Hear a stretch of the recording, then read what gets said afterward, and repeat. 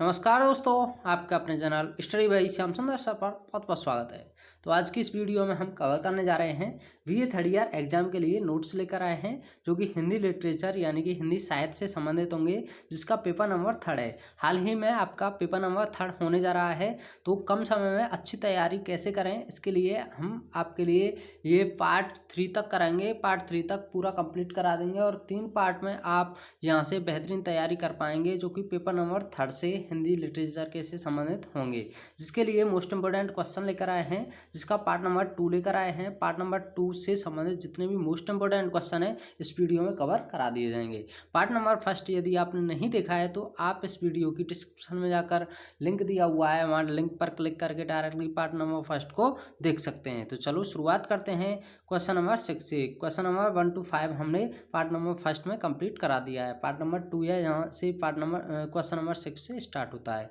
लेकिन question number 6 से शुरू होने से पहले आपको बता दूं कि इस वीडियो में सभी क्वेश्चंस आपके लॉन्ग होंगे, जिससे कि अनेकों क्वेश्चंस बन सकते हैं। एक क्वेश्चंस के बेस पे हम बहुत सारा लंबा क्वेश्चन का आंसर देखने वाले हैं। उस लंबे आंसर में आप घबराइएगा नहीं, क्योंकि आपको इतना लिखना नहीं होता है, लेकिन यहाँ आप कई चैप्टर्स को बहुत ही कम समय में तैयार कर पाएंगे, क्योंकि एक ही क्वेश्चन में बहुत सारे क्वेश्चंस आपके कवर हो जाएंगे। एक क्वेश्चन का इतना बड़ा आंसर दिया हुआ है कि आपके बहुत सारे क्वेश्चन कवर हो जाएंगे, इसीलिए हमने इसमें यहाँ लॉन्ग आंसर को रखा हुआ है। तो चलो शुरुआत करते हैं क्वेश्चन नंबर 6 से। क्वेश्चन नंबर 6 में दिया हुआ है, रीतिकालीन ब्रजभाषा साहित्य पर संक्षिप्त में प्रकाश डालिए। तो आइए जानते हैं रीतिकालीन ब्रजभाषा साहित्य। रीतिकाल ब्रजभाषा के उत्कर्ष का काल था और इस प्रकार जहाँ कवियों की फौज सामने आई वहाँ कलात्मक निखार भी इस युग की विशेषता थी। श्रृंगार का बाहुल्य इस काव्य को सरस बना गया। इस काल के प्रमुख कवियों एवं उनके लिखे ग्रंथ निम्नलिखित हैं। नंबर 1 केशव जी हैं। केशव जी के कौन कौन से ग्रंथ हैं आइए जानते हैं। यह भक्ति काल और रीतिकाल की संधि की कड़ी माने जाते हैं। रीति निरूपण और स्वतंत्र काव्य रचना दोनों में ही कुशल थे। इनकी प्रसिद्ध रचनाएं हैं रामचंद्र का, रसिक प्रिया, कवि प्रिया। नंबर 2 पर हैं चिंतामणि। इनकी प्रसिद्ध रचनाएं हैं कवि कुल, कल्पतरु, रस विलास, काव्य विवेक, श्रृंगार मंजरी, काव्य प्रकाश। एंड नेक्स्ट 10 में भूषण। भूषण के बारे में जानते हैं। इनकी प्रमुख रचनाएं हैं शिव राजभूषण, शिवावामनी, छत्रसाल दशक, अलंकार प्रकाश, छंदो हृदय प्रकाश। नंबर 4 पर मतीराम। इनकी प्रमुख रचनाएं हैं अलंकार, पंचाशिका, वृत्त कौमुदी, ललित ललाम तथा रसराज। नंबर 5 पर हैं जसवंत सिंह। इनकी प्रसिद्ध रचनाएं हैं भाषाभूषण, अनुभव प्रकाश तथा आनंद विलास। नंबर 6 पर हैं कुलपति मिश्र। इनकी महत्वपूर्ण रचनाएं हैं दुर्गा भक्ति तरंगिनी, नक्शिक तथा रस रहस्य। नंबर 7 पर है रसनिधि। इनकी 6 रचनाएं मिलती हैं बारहमासी, रतन हजारा, हिंडोला, कवित्त, सतसई तथा विष्णुपद कीर्तन। नंबर 8 है बिहारी जी। इनकी एकमात्र रचना है, बिहारी जी की एकमात्र रचना है सतसई, मोस्ट इंपोर्टेंट है। नंबर 9 पर है मंडन। इनकी प्रमुख रचनाएं हैं रस रत्नावली, रस विलास, नक्शिक, नैन पचासा, काव्य रत्न। नंबर 10 पर है आलम। इनकी मुख्य रचनाएं आलम केली, मादबान लकाम, कंदला। 11 नंबर पर हैं देव। रीतिकालीन कवियों में इनकी काफ़ी रचनाएं हैं सुखसागर, तरंग, भाव विलास, कौशल विलास, भवानी विलास, प्रेमचंद्र का, रस विलास, प्रेम विलास, देवचरित्र, काव्य रसायन, देव शतक तथा नीति शतक। नंबर 12 पर हैं वृंद। इनकी एकमात्र रचना है जिसका नाम है सतसई। नंबर 13 पर हैं लाल कवि। इनकी रचना का नाम है विष्णु विलास। नंबर 14 पर कालिदास त्रिवेदी। इनकी प्रमुख रचनाएं हैं वरवधु विनोद, कालिदास हजारा। नंबर 15 पर हैं सुरपति मिश्र। इनकी प्रमुख रचनाएं हैं अलंकार माला, रस रत्नमाला, रस ग्राहक चंद्र का, नक्शिक, काव्य सिद्धांत, रस रत्नाकर, श्रृंगार सागर, भक्ति विनोद। नंबर 16 पर हैं नृपशंभु। इनकी प्रमुख रचनाएं हैं नक्शिक तथा नायका भेद।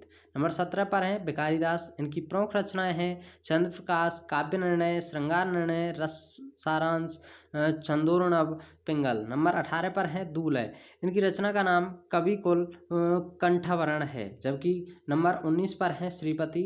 इनकी प्रमुख प्रसिद्ध रचनाएं हैं अलंकार गंगा, सरोज कल का, कवि कल्पद्रुम, रस सागर, विक्रम विलास आदि। नंबर 20 है सोमनाथ, इनकी प्रमुख रचनाएं हैं प्रेम पचीसी, श्रृंगार विलास, रस पीयूष निधि। नंबर 21 है गोप, इनकी प्रमुख रचनाएं हैं समालंकार, रामचंद्र भूषण, रामचंद्रावरण। नंबर 22 है रसलीन, इनके कुछ स्फुट पद हैं और 2 ग्रंथ भी हैं, रसवान तथा अंग दर्पण। नंबर 23 है घनानंद, इनकी प्रमुख रचनाएं हैं सुजान हित प्रबंध, वियोग वेली, प्रीति प्रयास, कृपाकंद और पदावली। जबकि 24 पर है ग्वाल, ग्वाल की रचनाएं हैं, इनकी प्रमुख रचनाएं हैं दृग शतक, रसरूप, दूषण दर्पण, नखशिख, रसरंग, मन भावन, रसकानंद, यमुना लहरी, राधाष्टक, कवि दर्पण, कुब्जाष्टक, अलंकार, ब्रह्मंजन। एवं 25 पे रघुनाथ, रस रहस्य तथा रसिक मोहन इनकी रचनाएं हैं। 26 पे द्विजदेव, इनकी रचनाएं हैं कवि कल्पद्रुम, श्रृंगार लतका, श्रृंगार चालीसा, श्रृंगार बत्तीसी। 27 पे सेवादास, इनकी प्रमुख रचनाएं हैं रघुनाथ अलंकार, राधा सुधा शतक, नखशिख, रस दर्पण। जबकि 28 पर हैं ठाकुर शतक तथा ठाकुर ठसक, इनकी रचनाएं हैं। 29 पर बोधा, इनकी प्रमुख रचनाएं हैं स्क्लता, वीर्य वारिस। जबकि 30 पर है सेनापति, इनकी एकमात्र रचना है कवित्र रत्नाकर। 31 पर है पद्माकर, इनकी प्रमुख रचनाएं हैं जो कि निम्नवत हैं जगविनोद, पद्माभरण, गंगा लहरी, प्रबोध पचासा, प्रताप सिंह, विरुद्धावली, श्रृंगार श्रोमणी, श्रृंगार मंजरी। जबकि 32 है बेनी प्रवीण, श्रृंगार भूषण तथा नवरस तरंग इनकी प्रमुख रचनाएं हैं। रीतिकालीन के प्रमुख कवियों ने प्रबंध काव्य भी लिखे हैं, जिनमें प्रमुख हैं नंबर 1 चंद्रशेखर वाजपेयी, हम्मीर हट, ग्वाल जिनकी गोपी पच्चीसी एंड हम्मीर हट। जबकि 3 पर पद्माकर, इनकी हिम्मत बहादुर वृद्धावली है। नंबर 4 हैं गुमान मिश्र, इनकी नैसत चरित। नंबर 5 सूदन, जिनकी सुजान चरित है। नंबर 6 पर स्वरती मिश्र, जिसकी श्री राम चरित, श्री कृष्ण चरित है। नंबर 7 है लाल कवि छत्र प्रकाश है। जबकि नंबर 8 पर कुलपति मिश्र की द्रोण पर्व है। नंबर 9 पर मंडन, जिनकी जानकी जू को ब्याह है। काव्यांशों के विवेचन में रीतिकालीन कवियों के ने प्राय संस्कृत के ग्रंथों का अनुकरण किया तथा वे कोई नवीन उद्भावना नहीं कर सके। इसी कारण आचार्य रामचंद्र शुक्ल लक्षण ग्रंथों की परपाटी पर रचना करने वाले सैकड़ों रीति कवियों के आचार्य न मानते हुए मात्र कवि ही मानते हैं। रीति निरूपण, श्रृंगार चित्रण, चमत्कार प्रदर्शन, बहुलज्ञता, प्रकृति चित्रण, नीति, भक्ति आदि का विवेचन रीतिकालीन काव्य में बहुलता से किया गया। संपूर्ण रीति काव्य ब्रजभाषा में रचित है। रीतिकाल कवियों में घनानंद, बोधा, आलम तथा ठाकुर के नाम लिए जा सकते हैं। रीति के संबंध से मुक्त होकर प्रेम की स्वच्छता अभिव्यक्ति इन कवियों के काव्य में पाई जाती है। सूरदास के समान इन कवियों की ब्रजभाषा में लाक्षणिक पदावली, लोकोक्तियाँ एवं मुहावरों का प्रयोग बहुलता से किया गया है। आइए क्वेश्चन नंबर 7 की तरफ चलते हैं। क्वेश्चन नंबर 7 में पूछा गया था आधुनिकी काल यानी कि आधुनिक कालीन ब्रजभाषा साहित्य पर प्रकाश डालिए। आइए जानते हैं आधुनिक कालीन ब्रजभाषा साहित्य क्या था, किस तरह का था। आधुनिक काल का प्रारंभ 1850 ईस्वी के आसपास माना जाता है। भारतेंदु जी के काल में ब्रजभाषा की काव्य भाषा थी, परंतु द्विवेदी युग में खड़ी बोली को काव्य में स्थान मिलने लगा। फलते जो कवि ब्रजभाषा में रचना कर रहे थे वे भी खड़ी बोली की ओर खिसक आए। इस काम में सरस्वती नामक पत्रिका ने भी काफ़ी सहायता की। फिर भी इस काल में ब्रजभाषा का उत्कर्ष दमकता रहा। रत्नाकर तथा कविरत्न ने ब्रजभाषा की सामर्थ्य को सिद्ध करके दिखा दिया। आधुनिक काल के ब्रजभाषा कवियों एवं उनकी रचनाओं का वर्णन निम्नलिखित प्रकार से प्रस्तुत किया गया है। यहाँ कुछ पंक्तियां प्रस्तुत हैं। शिशुताई अजो न गई, तनते तरु जीवन ज्योति बटोरें लगी। सुन रे चर्चा हरिचंद की कानन, कूक दे वहीं मरोरें लगी। बची सासू जेठानन सो पियते दुरी, घूंघट में द्रंग जारें लगी।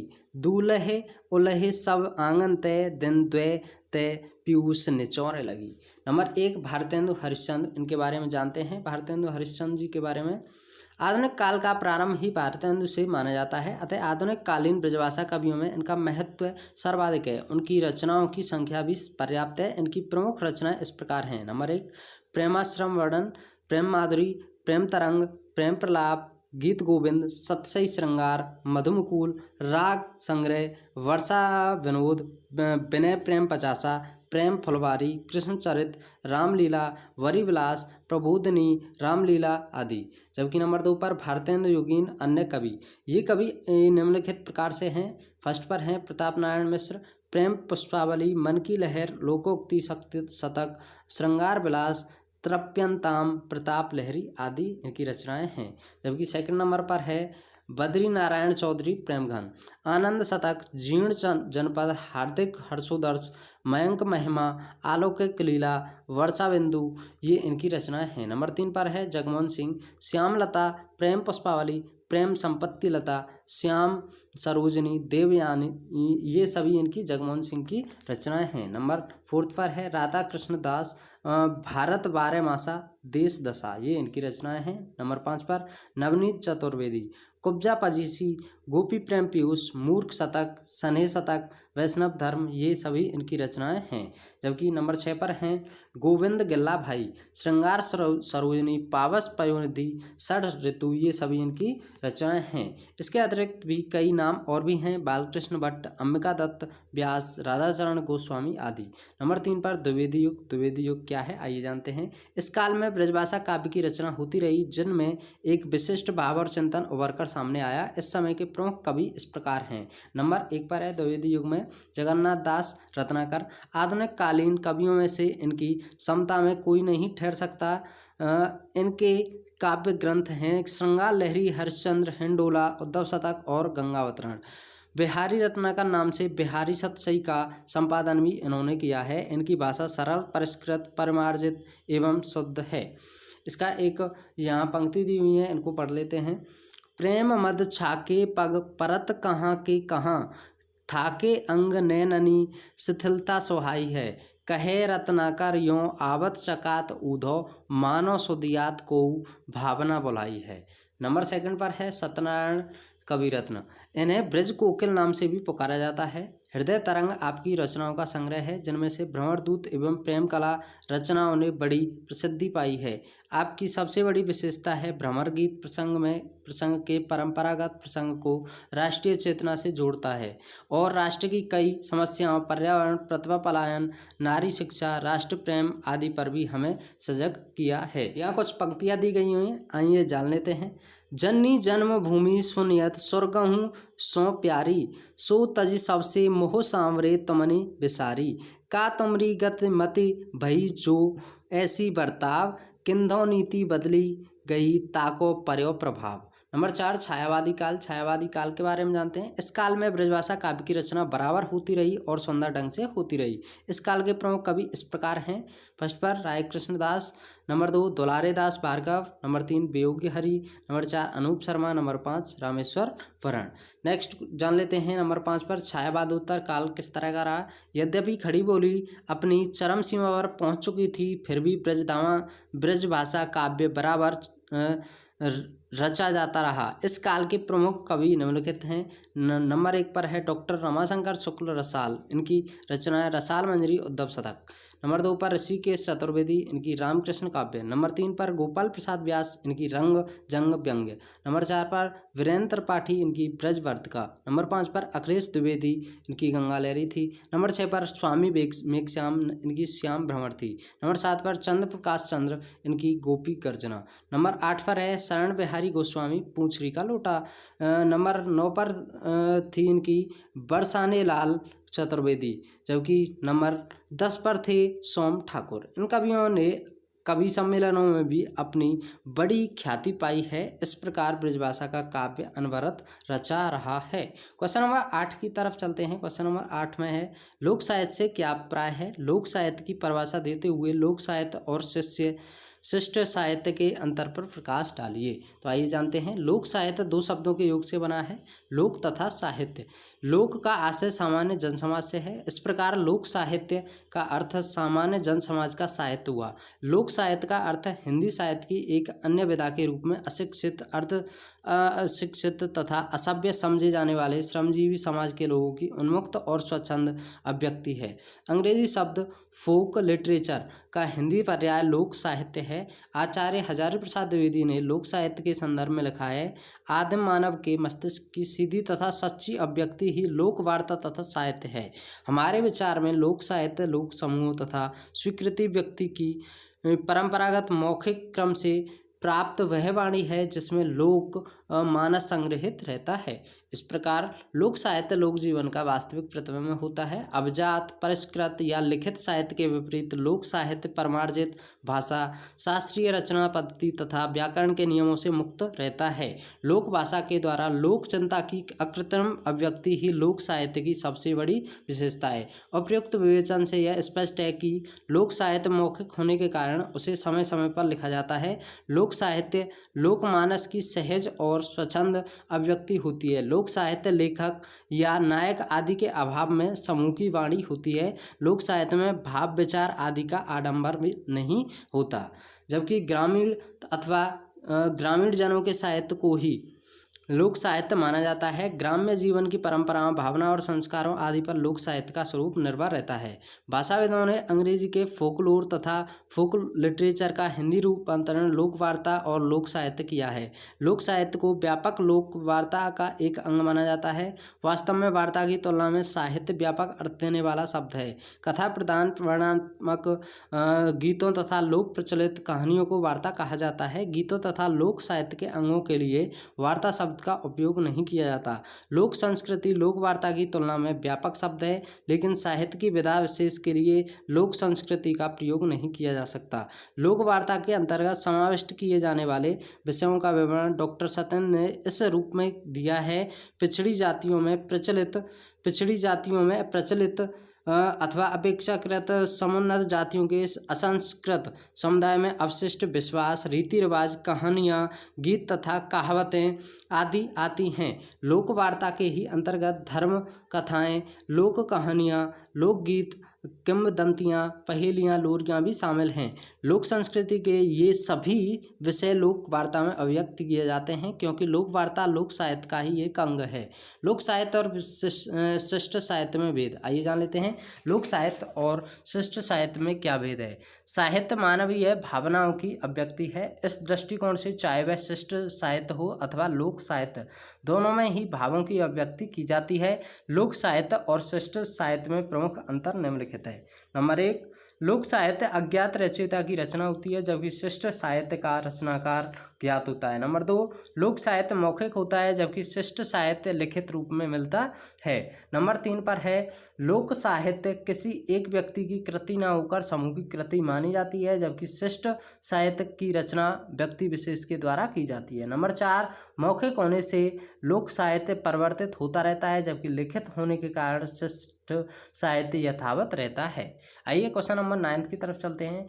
क्वेश्चन नंबर 9 में है, लोकगीत क्या है? लोकगीत की विशेषताओं पर प्रकाश डालिए। आइए जान लेते हैं लोकगीत क्या होता है। लोक साहित्य में लोकमानस की मौखिक और लिखित दोनों प्रकार की अभिव्यक्ति समाहित है। लोक साहित्य के अंतर्गत लोकगीत, लोक कथाएं, कहावतें, पहेलियाँ, रीति रिवाज, त्योहार, पूजा, अनुष्ठान, जादू टोना, टोटका, लोकनाट्य, लोक जीवन में प्रचलित खेल, स्वांग आदि सभी समाहित होते हैं। लोक साहित्य को 5 वर्गों में बांटा गया है: लोकगीत, लोकगाथा, लोककथा, लोकनाट्य और स्फुट लोक साहित्य में विभाजित किया जा सकता है। सभी लोकगीत गे होने के कारण अकेले और समूह में भी गाए जाते हैं। लोकगीतों की लोकप्रियता का कारण सामूहिक भाव भूमि ही है।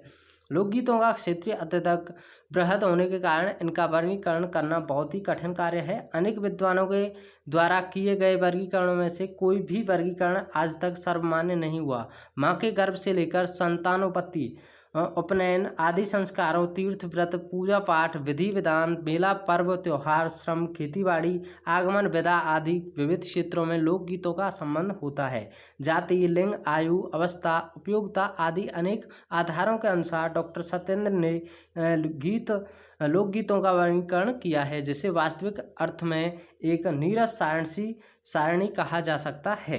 हिंदू जाति के धार्मिक ग्रंथों के अनुसार संस्कार 16 है। स्त्रियां ढोल मंजीरे की लय पर, स्त्री के गर्भवती होने पर, संतानोपत्ति, विवाह, जन्मोत्सव आदि अनेक अवसरों पर लोकगीत गाती हैं। भिन्न भिन्न संस्कारों का विभिन्न जातियों में अधिक या कम महत्व होता है। उसी के अनुसार अनेक संस्कारों से संबंधित गीत भी होते हैं। विवाह के अवसर पर गाए जाने वाले गीत श्रृंगारक तथा अश्लील भी होते हैं। श्रमिक वर्ग द्वारा खेत खलिहानों, कल कारखानों आदि स्थानों पर कार्य करते हुए लोकगीतों को गाया जाता है।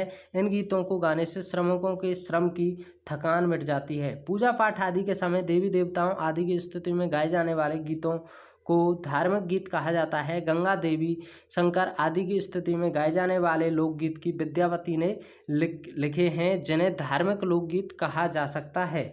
मेले में गंगा पूजन आदि के समय गाए जाने वाले लोकगीतों में धार्मिक सौंदर्य प्राय देखने में आता है। प्रत्येक अंचल के अपने लोकगीत होते हैं। पंजाबियों, पहाड़ियों, ब्रजवासियों, अवधवासियों, मिथिलावासियों के अपने अपने लोकगीत होते हैं। किसी भी नगर में बसे अनेक वर्गों के लोगों को अपने अपने अंचल के लोकगीतों को विभिन्न अवसरों पर गाते देखा जा सकता है। लोकगीतों की भाषा सरल, मुहावरेदार और जीवन तथ्यों से भरपूर होती है। सार्थक तथा चुने हुए शब्द होते हैं। अपनी सहज सरल भाषा में अद्भुत वाग्मय दग्ध का परिचय लोक कवि देते हैं। भाषा के शब्द साहित्यिक न होकर अंचल विशेष से संबद्ध होते हैं, अतः श्रोता के मानस पर उनका प्रभाव तत्काल पड़ता है।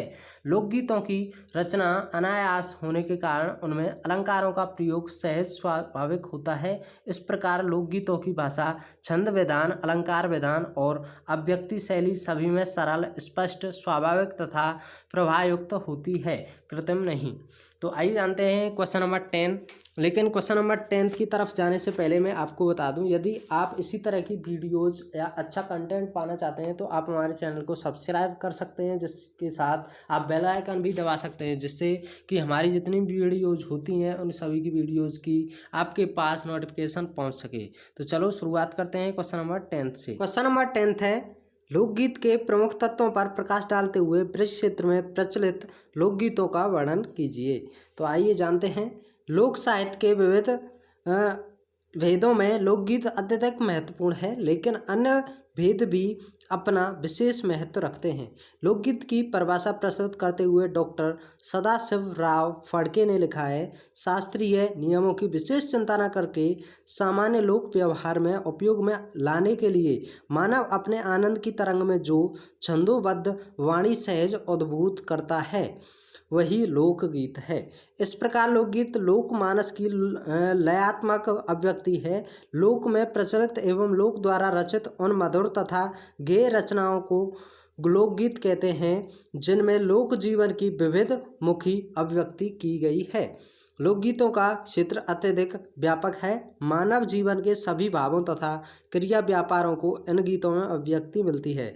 इनमें रसोद्बोधन की अद्वितीय क्षमता होती है और गेयता एवं माधुर्य इनकी मुख्य विशेषताएं मानी जा सकती हैं।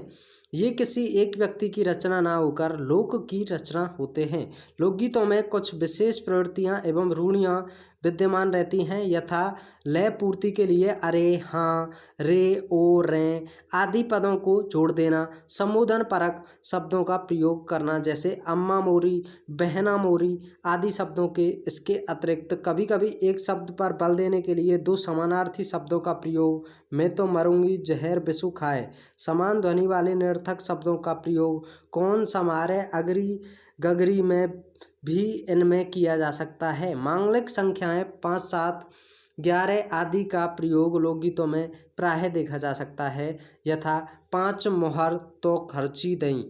अतिशयोक्ति का प्रयोग लोकगीतों में प्रायः होता है, यथा मचले नंद कुमार झुंझुना लाए दूंगी, हीराऊ लागे जवाहरऊ लागे, लाल लगे लख चार। लोकगीतों में अनुमानतः कंठस्थ करने के लिए पुनरावृत्ति का प्रयोग होता है और प्रश्नोत्तर शैली का प्रयोग किया जा सकता है। जैसे काय की पट गेंद बनाई, काय को डंडा लायो री, रेशम की पट गेंद बनाई, सोने को डंडा लायो री। यहाँ हम लोकगीत के तत्वों को जान लेते हैं। लोकगीत के तत्व हैं, ब्रज क्षेत्र में प्रचलित लोकगीतों के मुख्य तत्व निम्नलिखित तत्व। नंबर पहला है स्थाई। यह झड़ का प्रारंभिक और प्रमुख अंग होता है। इसमें गीत का प्रधान भाव अंतर्निहित होता है। लय और स्वर आरोह अवरोह में साम्य रखने वाला अंश स्थाई कहा जा सकता है। नंबर 2 अंतरा। स्थाई के बाद गीत के प्रधान भाव को जो विस्तार किया जा सकता है उसे अंतरा कहते हैं। नंबर 3 आरोह अवरोह। स्वर के आरोह अवरोह की सहायता से लोकगीतों में प्रभावित उत्पदा उत्पन्न की जा सकती है। नंबर 4 लय। छंद एवं मात्राओं पर लोक गायक का उतना ध्यान नहीं रहता जितना लय पर। यह लय की लोकगीत का प्राण है।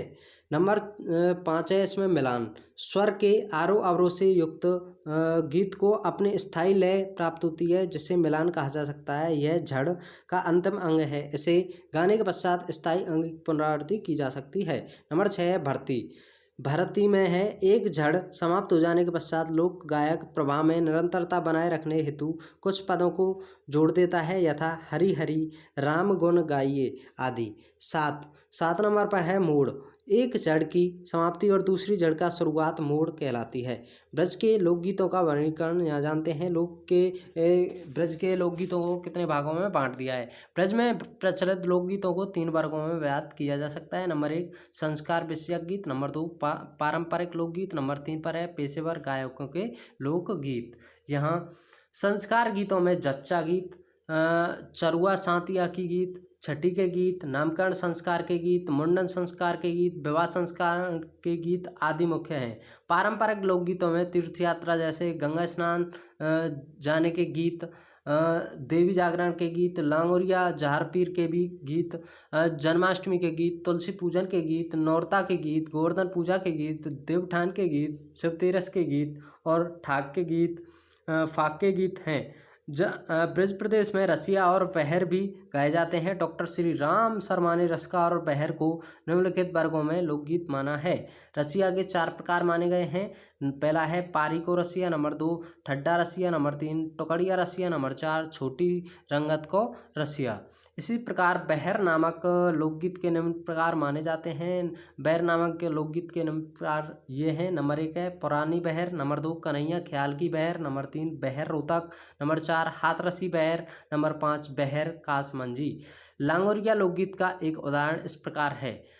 चक्की चल रही बर के नीचे, रस पीजा लांगोरिया।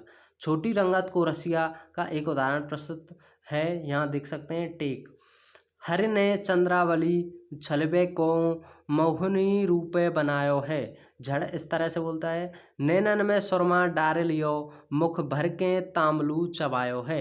मिलान कुछ इस तरह होती है। कर सोले श्रृंगार रति को रूप लजायो है हरि ने। ब्रज लोकगीतों में मलार, झूलना, ढोलना, ढोला, कहरबा, आला, रांझा, दुबेला, चौबोला, लोरी, गोबरी, खेल गीत आदि का अत्यधिक महत्वपूर्ण स्थान है। त्योहार, व्रत और देवी के गीत भी ब्रज क्षेत्र में पर्याप्त प्रचलित हैं। इन्हें अनुष्ठान परक गीत भी कहते हैं। देवी गीतों में स्त्रियां अक्सर देवी माँ से अपने सौभाग्य का वरदान मांगती हैं।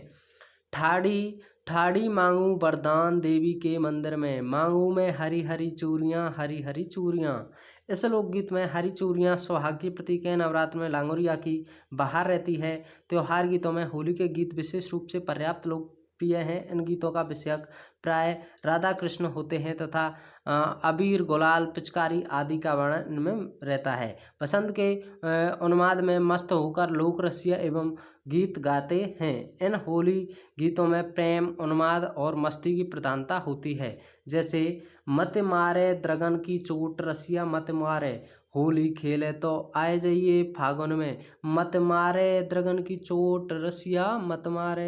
ब्रज के होली यानी कि होली को फाग बोल देते हैं। गायकों में पातीराम पतोला, मोहन सिंह, दीवान सिंह, सावल दास, उप्रेती और नेकराम के नाम बहुत प्रसिद्ध रहे हैं। बरसाने की लठामार होली भी पूरे देश में विख्यात है। इस अवसर पर गाए जाने वाला एक लोकगीत प्रस्तुत है। ऐसो रस बरसे बरसाने, सो रस तीने लोक में नाए। ऐसो रस बरसे बरसाने, सो रस तीन लोक में नाए। बालकों के गीतों में टेसू के गीत, झांसी के गीत, चट्टा के गीत, कोड़ा मारने के गीत आदि अत्यधिक प्रचलित हैं। विभिन्न कार्यों का संपादन करते समय जो लोक गीत ब्रजभाषा में गाए जाते हैं वे कृषि कार्य, गोबरी एवं गृह कार्य के गीत होते हैं। ब्रज प्रदेश में गाए जाने वाले लोकगीतों का एक प्रमुख प्रकार भजन भी है। भजन मुख्य रूप से 4 प्रकार के होते हैं: संवादी भजन, समाजी भजन, जिगड़ी भजन और धुन के भजन। संवादी भजनों में टेक, झड़, चौक एवं तोड़ नामक 4 अंग होते हैं जो अलग अलग धुनों में गाए जाते हैं। संवादी भजन का एक उदाहरण इस प्रकार है: जे दोनों खेलें सार, बदनी की बाजू ठहराई, राजा नल की हार भयोला, चार के कुदसा आई, मोते राम रयो है रूठी, कछु न बस्याई, जाने कैसी अकल पाई, बांधी जाने फेर बुलाई, जाने ऐसो कहा समझाई, सारथ क्यों लाऊं बुलाई, रथ को लई सजाए, कहूँ समझाए, देऊ मेरे बच्चन पहुँचाई, जे दोनों खेलें सार, बदन की बाजू ठहराई। यहाँ जिगड़ी भजन समूह में गाया जाने वाला लोकगीत है जो फागुन चैत के महीने में गाया जाता है। इसमें गाहा साखी के बाद टेक आती है। बहुत धीरे धीरे रोचक पद्धति से गाए जाने वाले लोकगीत बहर कहलाते हैं। इसके 4 भेद हैं: पुरानी बहर, कन्हैया ख्याल की बहर, हाथरसी बहर और बहर रोहतक। इनमें हाथरसी बहर सबसे ज़्यादा लोकप्रिय है। हाथरसी बहर का एक उदाहरण इस प्रकार है: घर के चूल्हे में ना सुलगे भैया आँच, अंग्रेजी पड़ गई घरवारी, खानो घर में कबऊ हाथ ते प्यारी, नाहे बनावे बिस्कुट चाय और जिए माखन नित होटल में खावे, एरे सबरे कुनवा कून नचावे, इकली नाच अंग्रेजी पड़ गई हमारी घरवारी, घरवारी भाई घरवारी। उक्त विवेचन के पश्चात कहा जा सकता है कि ब्रज के लोकगीतों में लोक जीवन का प्रत्येक रस समाहित है। जीवन का कोई भी पक्ष इनसे अछूता नहीं है। यहाँ आपके पार्ट नंबर 2 को कंप्लीट किया जाता है। पार्ट नंबर 3 को हम थोड़ी देर में यानी कि कुछ समय बाद कंप्लीट करने जा रहे हैं। इन 2 पार्ट्स को आप अच्छी तरह देख सकते हैं और अपनी बेहतरीन तैयारी कर सकते हैं। ये वीडियो यहीं समाप्त होता है। Thanks for watching. जय हिंद, जय भारत।